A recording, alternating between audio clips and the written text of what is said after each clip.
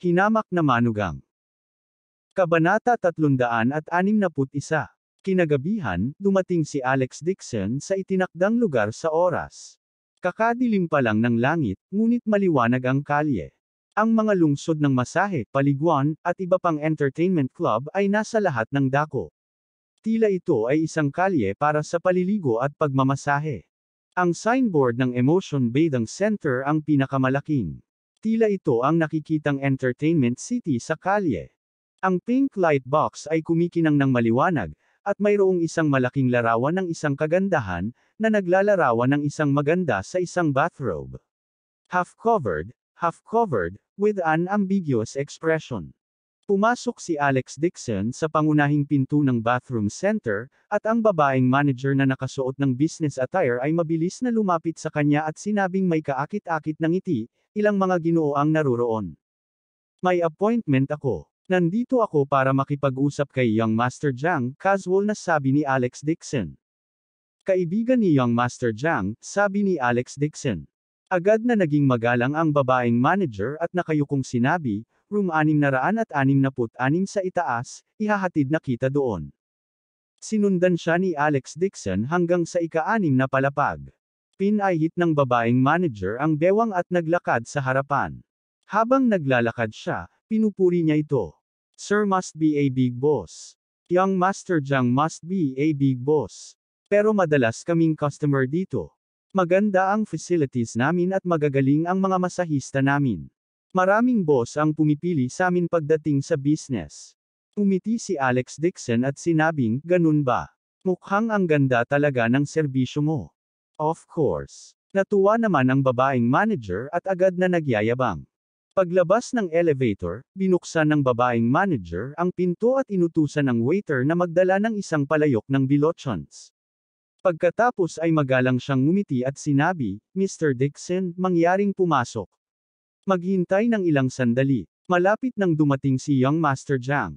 Sige. Tumango si Alex Dixon at pumasok sa kwarto. Ang silid ay pinalamutian ng marangya. May malaking leather sofa sa gitna ng kwarto. Soundproof ang dingding. Kung talagang ginamit na meeting room para pag-usapan ang negosyo, tahimik. Gayunpaman, ang isang bilog na kama ng tubig na inilagay sa tabi ng bintana ay sum-iris sa kapaligiran. Umiling si Alex Dixon at umupo sa sofa. Kinuha niya ang kanyang tasa at humigop. Kaso, hindi siya pumupunta sa ganitong klaseng lugar. Ibibigay na lang niya kay Renan, Wang Lizu, at sa iba pa. Ngunit ito ay Yan Capital, at hindi maiwasan ng mga lalaki ang mga pulong sa negosyo. Ang tsaa ay isang magandang kalidad na biluakan. Katatapos lang uminom ng isang tasa ni Alex Dixon at ibababa na sana niya ang tasa nang makita niyang bumukas ang pinto. Pumasok ang isang kaakit-akit na dalaga na nakasuot ng high heels. Ang babaeng ito ay nakasuot ng masikip na itim na damit. Low-cut din siya at very revealing ang mga damit niya. Tinakpan ng maikling palda ang pangunahing punto. May karatula sa palda na nagsasabing, number 18. Pinahit niya ang kanyang baywang at naglakad papunta sa gilid ni Alex Dixon. Umiti siya ng matamis at sinabing, Mr. Dixon, gusto mo pa bang uminom ng tsaa? Tutulungan kitang magbuhos nito. Hindi na kailangan. Sa isang sulyap ay nasabi na ni Alex Dixon na siya ang masahista sa shower center. Mahina niyang sabi, I'm waiting for someone. You can go out. Sa hindi pagkakataon, nang matapos siyang magsalita ay hindi na umalis ang mapang-akit na babae. Sa halip, umupo siya sa tabi niya at nakangiting sinabi, Mr. Dixon, si Young Master Jiang ay naipit sa traffic jam sa kalsada. Natatakot siyang maghintay ka ng mag-isa, kaya hiniling niya sa akin na pagsilbihan ka muna. Habang nagsasalita siya, nagkusa siyang ihilig sa kanya ang kanyang makapal na katawan. Sinulyapan siya ni Alex Dixon ngunit hindi gumagalaw. Hindi naman masamang tingnan ang babaeng ito, medyo makapal lang ang makeup sa mukha. Siya ay may makapal na anyo at isang masikip na one-piece na damit na nagpatingkad sa kanyang mga kurbadang kurba. Mainit ang kanyang figure, at ang kanyang dalawang mapuputing binti ay nanginginig na hindi makita ang kanyang mga mata. Gayunpaman, nakikita rin niya na bagamat kahanga-hanga ang dibdib ng babaeng ito, hindi pa rin ito kasing ganda ng figure ni Mrs. Jane Lewes. Ang kanyang asawa ay ang tunay na 36D at labis na ipinagmamalaki. Ang babae ay parang isang malaking puting ahas, dumidikit sa gilid ni Alex Dixon, na may nakakaakit ng ngiti sa kanyang mukha. Mr. Dixon, you guys are so boring. Let me give you a massage. Isang malakas na amoy ng pabango ang nagmula sa kanyang katawan. Matagal nang nasa yan capital si Alex Dixon at matagal nang hindi natulog sa kanyang asawa.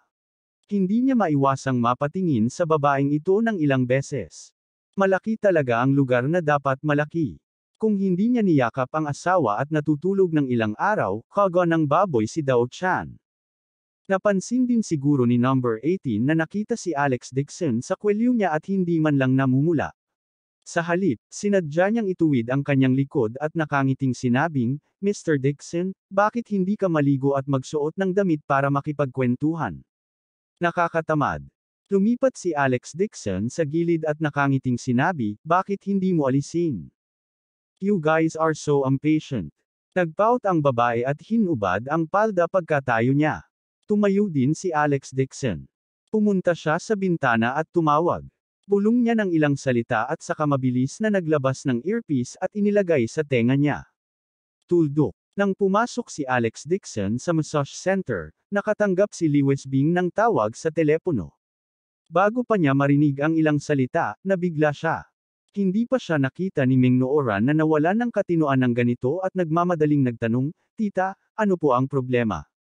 Masama, masama. Taking gulat ni Lewis Bing kaya nawalan siya ng malay at gulat na sinabi, ngayon lang ako nakatanggap ng tawag mula sa istasyon na nagsasabing si Alex Dixon ay nakikisali sa mga ilegal na aktibidad kasama ang babaeng masahista sa shower center at naaresto. Ano? Imposibleng gawin niyo ni Kuya Alex. Taking gulat ni Ming Nooran na halos hindi na siya makapagsalita. Nang bumalik siya sa katinoan ay umiling agad siya. Dapat may mali.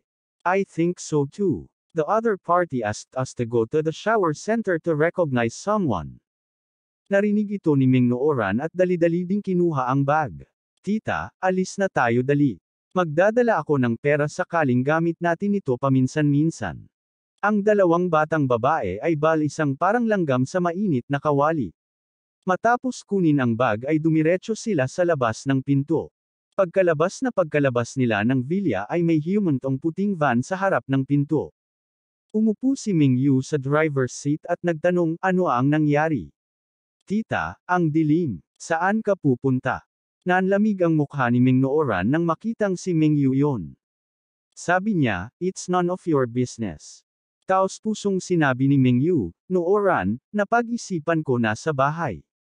Espesyal akong pumunta para humingi ng tawad sa inyo ni Tita. Payag ka man na bumalik sa pamilya Meng o hindi, kasalanan ko ang nangyari sa nakaraan. Ako huwag kang humingi ng tawad sa iyo ng titahiin, ngunit gagawin ko ang aking makakaya upang makabawi sa aking makakaya. Hindi inaasahan ni Ming Nooran ang kanyang biglaang pagbabago sa personalidad. Lamambat ang puso ni Lewis Bing. Nang makita ang sunod-sunod na paghingi ng tawad ni Ming Yu, sinabi niya, hindi kami babalik sa pamilya Meng, ngunit ito ang intensyon mo. Pinahahalagahan ko ang iyong kabaitan. Sabi ni Ming Yu, Tita, saan ka pupunta? Nasa bath center ang kaibigan ko at nagdi-discuss ng negosyo. Sa huli, bigla siyang nakipag-inspection at nahuli ng hindi sinasadya. Pupuntahan ko siya ngayon. Kung on the way, ipapasakay ko kayo. Nang marinig ni Lewis Bing na sasanduan din niya sila, mabilis niyang sinabi, pupunta rin kami. Gusto siyang hilain ni Ming Nooran ngunit huli na ang lahat. Sabi ni Ming Yu na may nakakabigay puri ng ngiti, mabuti naman. Ihahatid ka ni Tita doon. Maginhawa sa maraming tao. Ang dalawang babae ay hindi pa nakatagpo ng ganoong bagay. Idinagdag ang taos-pusong paghingi ng tawad ni Ming Yu, hindi naghinala ang dalawang babae at mabilis na sumakay sa kotse. Kakapasok pa lang ni Lewis Bing sa sasakyan ay bigla niyang nakita ang dalawang matipunong lalaki na nakaupo sa kotse. Nakaupo talaga si Young Master Lee sa passenger seat. Agad siyang natakot at napasigaw sa gulat.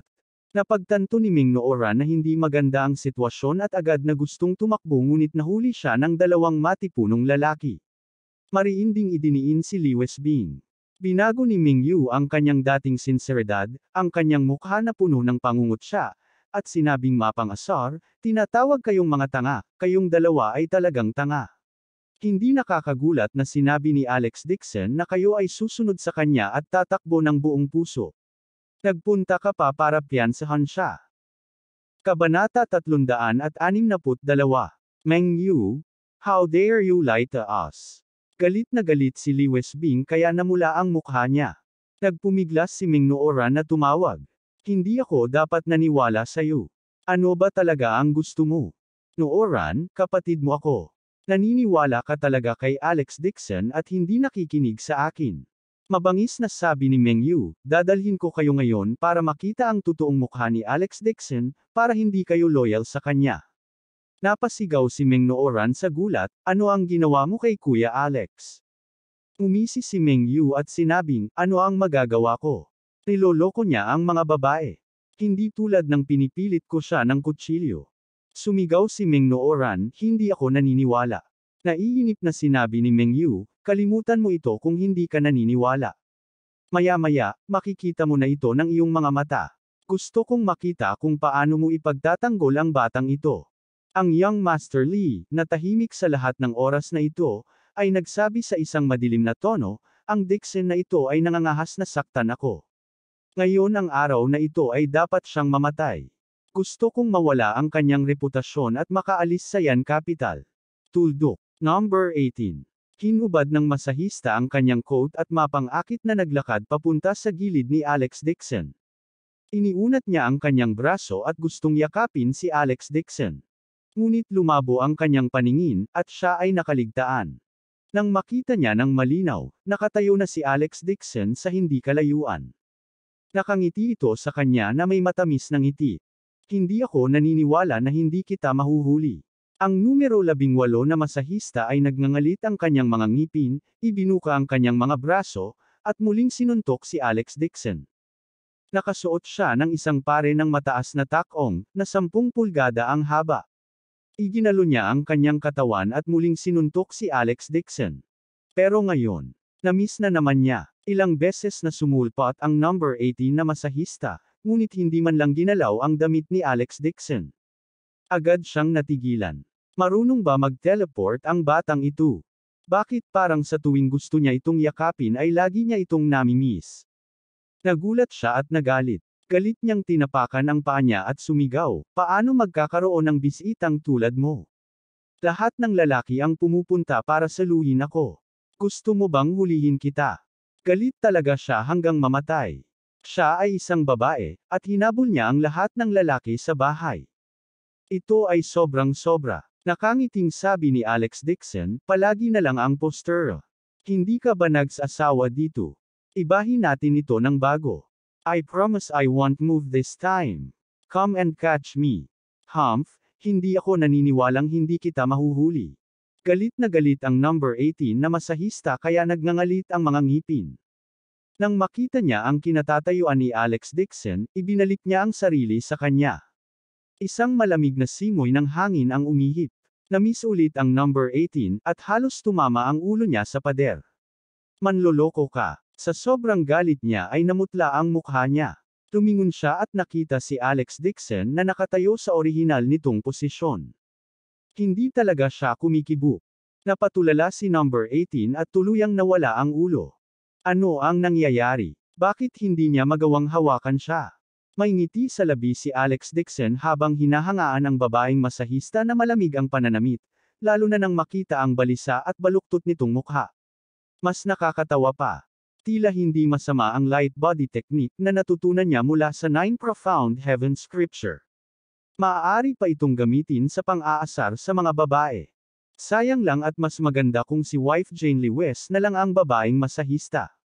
Habang naglalaro ang dalawa ng tagwan sa kwarto, sa isang lihim na kwarto sa pinakataas na palapag ng bath center, ang malaking screen ay naglalaro ng eksena sa kwarto.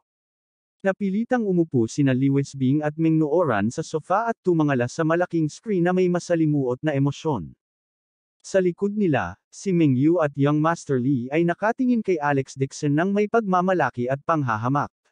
Umisi si Meng Yu at sinabing, Nooran, nakita mo ba? Paulit-ulit na niyakap ni Alex Dixon itong masahista na babae. Gaano siya kasaya sa paglalaro? Naniniwala ka pa rin talaga sa kanya? I think your brain is flooded. Hindi gagawin ni Kuya Alex, ungol ni Ming Nooran, ngunit nang makita niya si Alex Dixon at ang masahe na babae na tumatawa at tumatawa, nalungkot siya. Hindi kaya maling tao talaga ang nakita niya. Ganoon din ang ginawa ni Alex Dixon sa harap ng mukha niya, pero sa likod niya, malandi pa rin siya, tulad ng ibang lalaki. Sakto namang pag-iwas ni Alex Dixon sa bear hug ng babaeng masahista, bigla siyang napakunot ng noo at pinakinggan ang boses sa earpiece. Pagkatapos ay tumangalas siya at hinawakan ang braso ng babaeng masahista at inihagis sa kama. Pagkatapos, nginisya niya ang pinhole camera na nakalagay sa kisame at mahinang sinabi. Tapos na ang laro. Shua. Ang malaking screen ay biglang naging itim, at lahat ng mga imahe ay nawala. Ang grupo ng mga taong naghihintay na makita si Alex Dixon at ang babae ay natulala. Sumimangot si Young Master Lee at sumigaw, "Anong ginagawa mo? Sira ang camera. Dadalhin ko ang ilang mga tao upang tingnan," hindi sinasadyang sabi ni Ming Yu. Matagal na silang nagplano ni Young Master Lee. Sa ngalan ng negosyo ng Jiang family, niloko nila si Alex Dixon na pumunta rito. Nagayos din sila ng red card para sa bath center. Binalak nilang i-upload sa internet ang mga video na palihim niyang ginawa, para mawala ang reputasyon niya sa Yan Capital. Kasabay nito, hahayaan din nilang makita ni Ming Nooran ang totoong mukha ni Alex Dixon at masunurin silang bumalik sa pamilya Meng. Ngayon, handa na ang lahat. Kung sila ay mabaigo sa huli, ang lahat ng kanilang pagsisikap ay magiging walang kabuluhan. Nagtadges ang ngipin ni Ming Yu at nagmamadaling pumunta sa pribadong silid kasama ang mahigit 100 bodyguard. Arrest the traitor on the spot. Nang sumugod ang grupo ng mga tao sa pintuan ng private room, narinig nila ang ingay ng mga babaeng nagbubulungan sa loob ng kwarto. Mapanuksong sabi ni Ming Yu, "Itong si Dixon na ito ay nagsasaya. Titingnan ko kung paano ka magiging masaya mamaya." Pagkasabi noon ay kinuha niya ang susi at binuksan ang pinto. Malakas niyang sinipa ang pinto. Boom! Bumukas ang pinto. Nagmamadaling pumasok si Ming Yu kasama ang isang grupo ng mga tao, hawak ang isang teleponong nagre-record. Gayunpaman, ang eksena sa silid ay nagulat sa mga tao. Si Alex Dixon ay nakaupo sa sofa sa perpektong damit, na ang kanyang mga binti ay nakakross. Tumingin siya sa mga tao na may ngiti na hindi ngiti. Ang babaeng masahista naman ay nakatali na parang dumpling at patuloy na sumangot sa kama. Ito, anong nangyayari? Napatulala si Ming Yu. Nagtaas ng kilay si Alex Dixon at dahan-daang tumayo. Mahina niyang sabi, "You are a clown. You are really self-righteous." Sa status ni Young Master Jiang, paano niya ito hinihiling na pumunta sa ganitong klase ng mababang klaseng club para makipag-usap sa negosyo? Napagtanto niya sa simula pa lang na may gustong maglagay ng bitag. Kaya naman, nagpa siya si Alex Dixon na sumama sa plano at pumayag na sumama. Kasabay nito, inayos niya ang mga martial guards ng pamilya Dixon na palihim na maghanda. Tungkol naman sa pagkuha ni Ming Yu kina Lewis Bing at Ming Nooran, ngunit pagkatapos niyang matanggap ang ulat, inayos din niya ang mga martial guard na lihim na protektahan sila. Namutla ang mukha ni Ming Yu. Napagtanto na nahulog siya sa bitag ni Alex Dixon, galit siyang umungal, "Lahat kayo, pumunta. Hulihin ninyo siya." Agad na sumugod ang isang grupo ng mga bodyguard na may mabangis na tingin sa kanilang mga mukha. Lahat sila ay mga security guard ng shower center. Karaniwan silang mga gangster, kaya hindi nila inilagay si Alex Dixon sa kanilang mga mata. "Masobrahan mo ang iyong sarili." Umisi si Alex Dixon. Lumilipad na binti. Suntok. Wala pang isang minuto, mahigit 100 bodyguard ang nakahandusay sa lupa. Sa sobrang takot ni Ming Yu ay nanginginig siya. Alam niyang alam ni Alex Dixon ang martial arts, ngunit ang kanyang kasalukuyang kakayahan ay lumampas sa kanyang imahinasyon. Ito kaya ang tunay na kakayahan ni Alex Dixon. Sinipa ni Alex Dixon ang bodyguard na nasa harapan niya at hakbang-hakbang na naglakad papunta kay Ming Yu. "Huwag kang lalapit." Natakot si Ming Yu at agad na tumalikod para tumakbo. Ngunit sa pagtalikod niya ay bigla siyang nakaramdam ng malamig na hangin sa likod ng kanyang ulo, na sinundan ng malamig na boses. "Ming Yu, binigyan kita ng pagkakataon. Nililigawan mo si kamatayan. Kabanata 363. Kasing lamig ng yelo ang mukha ni Alex Dixon. Hinawakan niya ang kwelyo ni Mingyu gamit ang isang kamay at inabot ang kanang kamay gamit ang isa pa. Dahil sa matinding sakit, napasigaw si Mingyu sa sakit. Sobrang sakit ang naramdaman niya kaya nagdilim ang paningin niya, parang naririnig niya ang tunog ng mga buto na nagbibitak sa kanang kamay. Malamig na binitawan ni Alex Dixon ang kanyang kamay, para makita lamang ang buong kanang braso ni Mingyu na nakalaylay na parang malambot na cotton strips. Nabasag ang mga buto sa kanyang buong kanang braso. Umaalingaw pa rin ang malungkot na sigaw ni Mingyu. Si Alex Dixon ay hindi natinag. Hinawakan niya ang kwelyo niya at itinapon. Bang! Parang sandbag ang katawan ni Mingyu. Sa sobrang lakas, bumagsak siya sa salamin ng wardrobe. Nabasag ang salamin sa sahig. Puno ng dugo ang kanyang buong katawan, at puno ng takot ang kanyang mga mata. Nanginginig siya kaya hindi siya makapagsalita. Paanong ang Alex Dixon na nasa harap niya ay isang bansang bumpkin? Simple lang siya. Parang Diyos ng pagpatay. Nakikiusap ako sa iyo, Master Dixon. Iligtas mo ang aking buhay. Kinilabutan si Mingyu. Hindi niya pinansin ang salamin sa sahig at buong lakas niyang itinutok ang kanyang noo sa sahig. Tumango siya kay Alex Dixon. Dahan-daang naglakad si Alex Dixon sa harapan niya. Siya ay walang pakialam. Itinaas niya ang kanyang paa at sinipa ang kaliwang tuhod ni Alex Dixon. Baluktot, kasabay ng sigaw ni Mingyu, nagkapira-piraso ang buto ng tuhod. Isang malaking grupo ng mga bodyguard sa labas ng pinto ang tumugon, ngunit nang makita nila ang sitwasyon sa silid, lahat sila ay natakot sa kanilang mga talino at hindi nang ahas na sumulong. Ang layunin ng pagpatay na ibinubuga mula sa katawan ni Alex Dixon ay nakamamatay.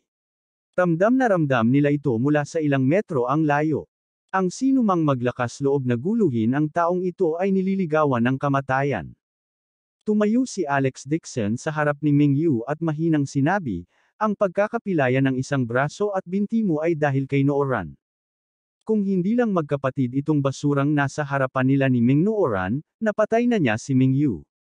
Hinding-hindi niya ililigtas ang buhay ni Mingyu. Puno ng pawis ang noo ni Mingyu at puno ng puot ang kanyang mga mata. Umungol siya, ang matandang iyon, Lewis Bing, ay nasa aking mga kamay pa rin. Nang ahas ka bang umatake? Hindi siya gagawa ng move kay Ming Nooran. Ngunit si Lewis Bing ay hindi miyembro ng pamilyang Meng. Dapat niyang putulin ang matandang hag na ito para mailabas ang kanyang galit.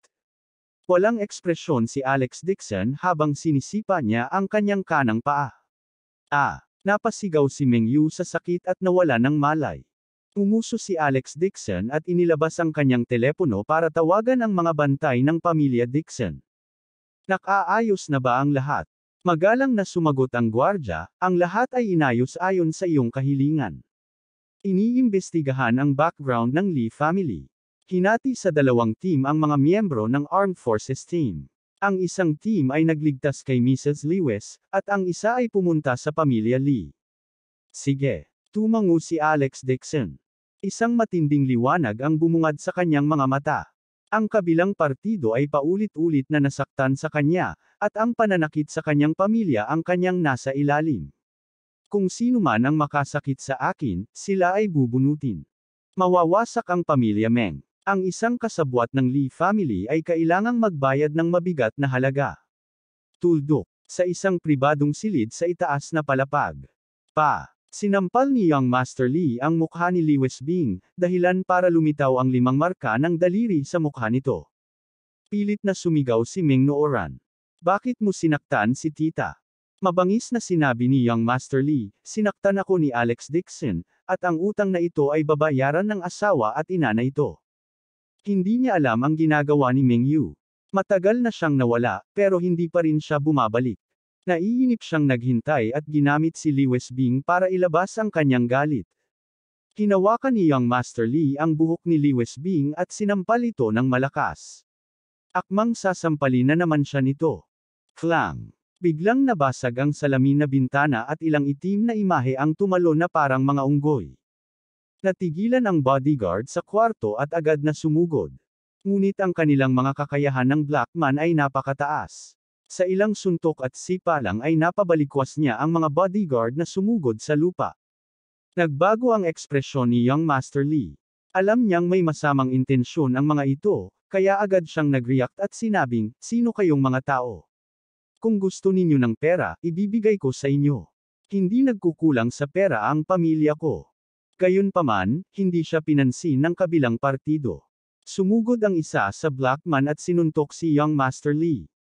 Arg! Naramdaman ni Young Master Lee ang matinding sakit sa kanyang mga mata.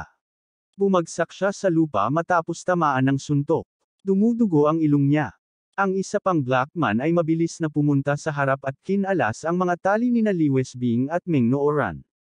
Sabi niya sa malalim na boses, "Mrs. Liwes, Miss Meng, we are late." Pinalo si Young Master Lee hanggang sa mahilo ang kanyang ulo. Umakyat siya sa isang malungkot na estado at umungal, "Kilala mo ba kung sino ako?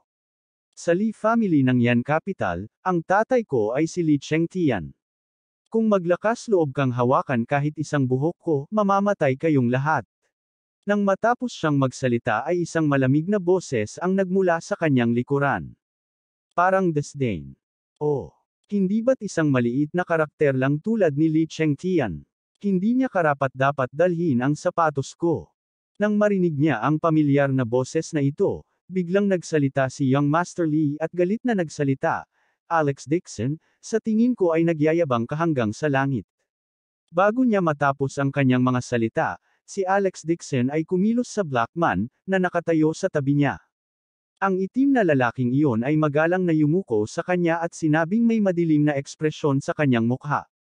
Sinampal niya ng malakas ang mukha ni Young Master Lee. Agad na lumipad ang ngipin sa harapan ni Young Master Lee, na may halong dugo. Sa sobrang sakit ay nakabukas ang bibig niya. Nang malapit na siyang magmura, hinayla ni Blackman ang kanyang kwelyo na may masungit na mukha. Walang pag-aalinlangan, sinampal siya ng Blackman ng 7 o 8 beses. Si Young Master Lee ay nabugbog ng husto. Namamaga at namamaga ang kanyang mukha. Natigilan sina Liwes Bing at Meng Nooran, na nakatayo sa tabi niya. Halos hindi nila makilala ang lalaking ito bilang Alex Dixon. Halatang si Alex Dixon iyon, ngunit nagbago ang aura sa kanyang katawan. Para siyang emperador, at ang buong katawan niya ay naglalabas ng mapang-apang puwersa. Puno ng dugo ang mukha ni Young Master Lee. Kinagat niya ang kanyang mga ngipin at galit na umungol, "Alex Dixon, hindi mo pa alam kung nasaan ang tatay ko, hindi ba? Hihilingin ko talaga sa tatay ko na tadtarin ka. Ikaw." Umiti si Alex Dixon nang hindi maganda.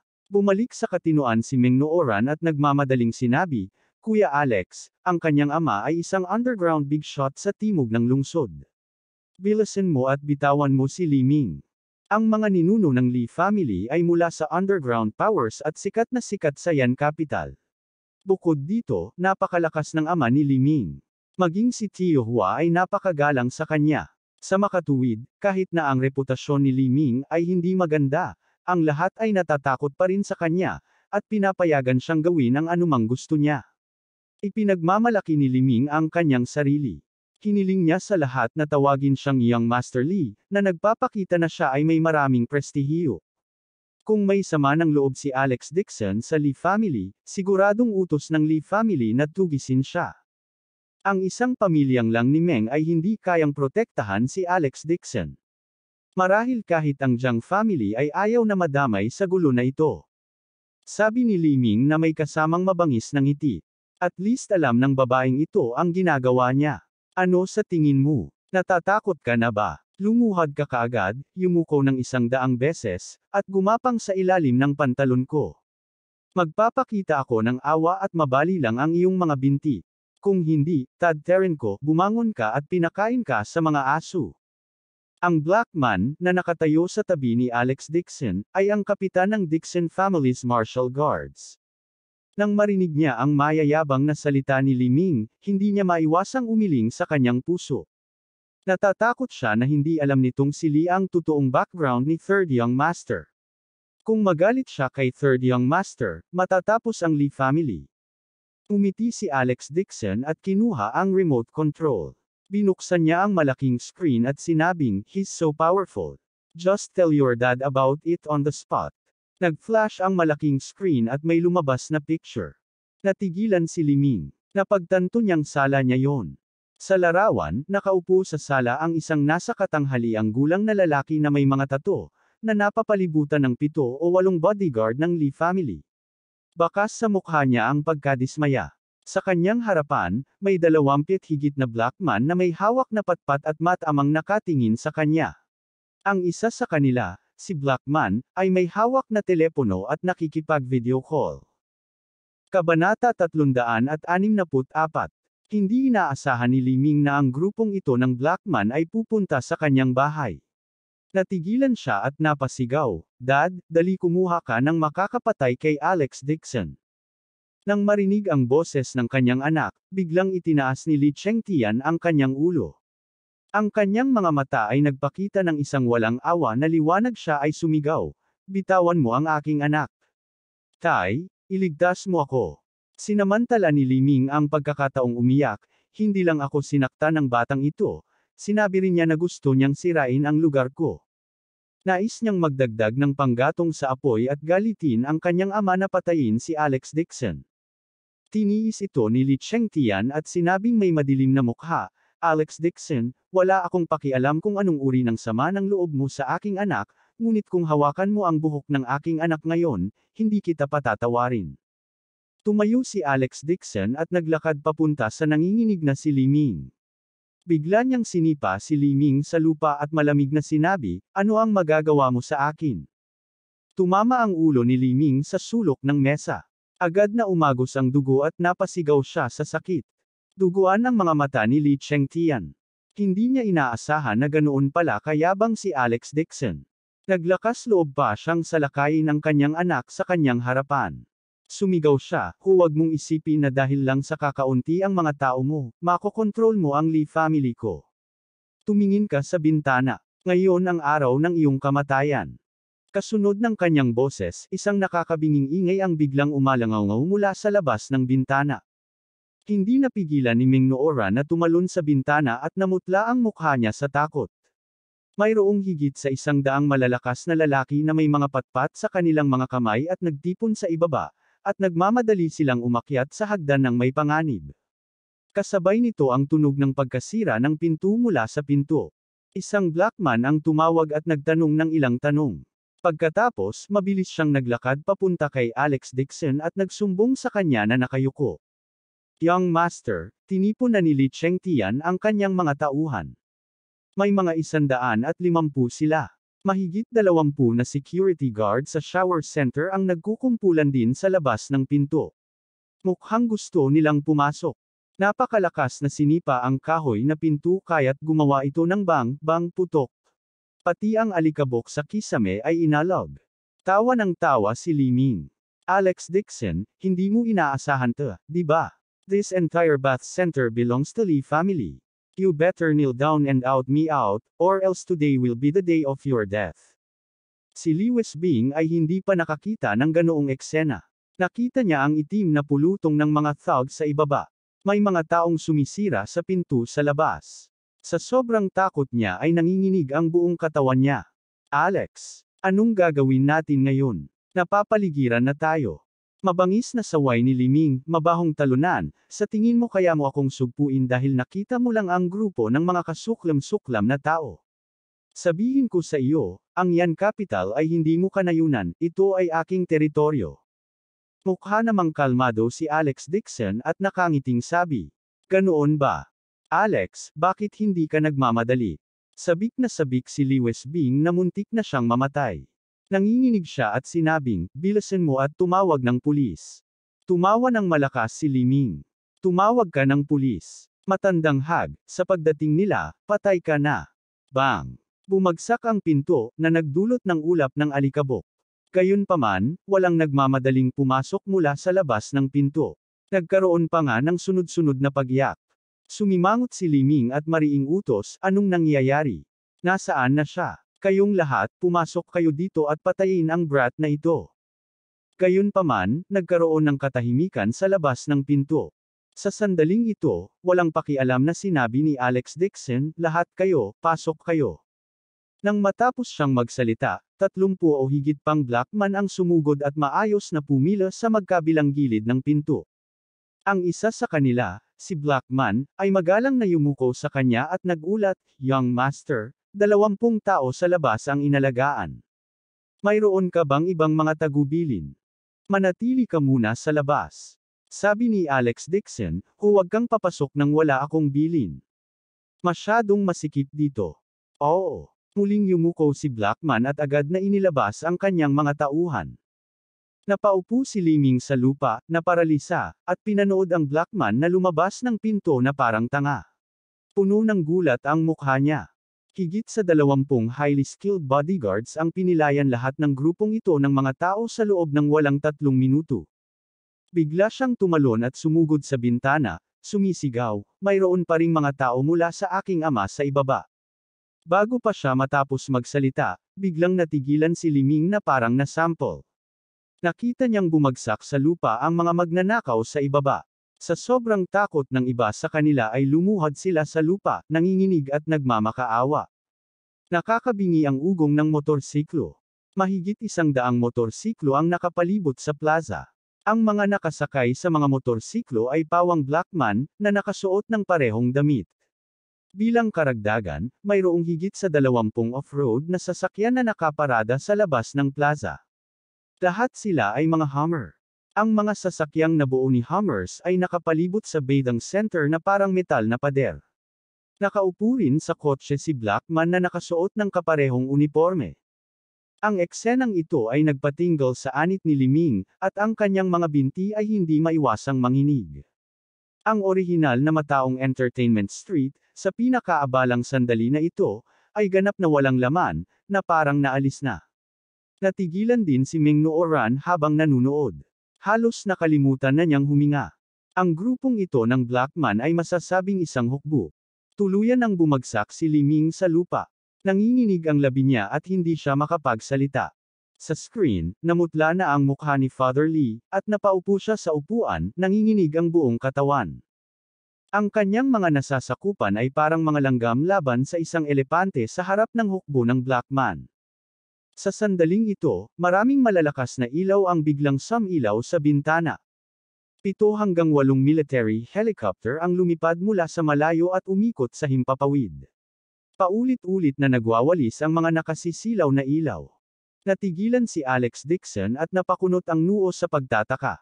Pinakilos lang niya ang mga Marshal Guards ng pamilya Dixon, ngunit hindi niya hinayaan ang mga helicopter ng Marshal Guards.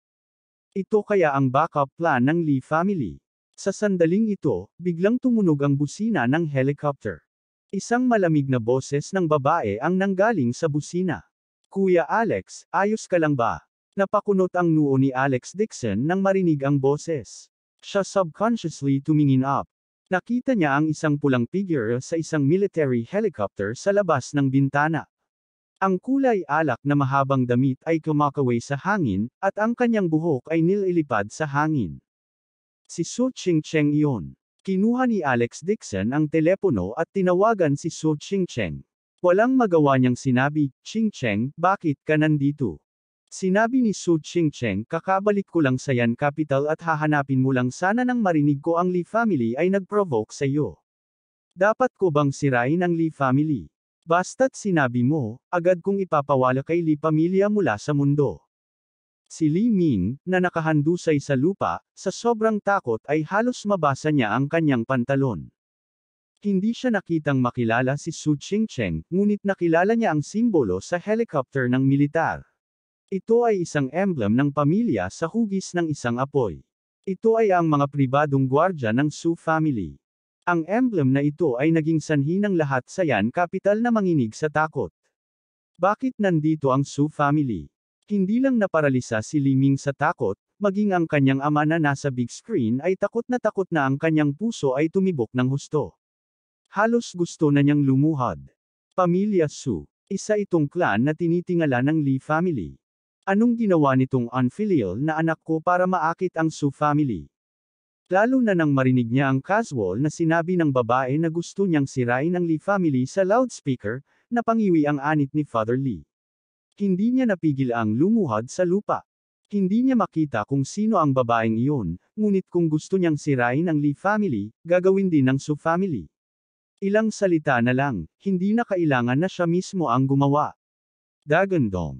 Mahigit 10 truck ang lumipad, at ang logo ng Su family ay nasa katawan din ng mga truck. Isang malaking grupo ng mga maskuladong lalaki na nakasuot ng camouflage suit ang tumalon mula sa mga truck. Sila ang Private Riot Squad ng Su family. Abangan ang susunod na kabanata.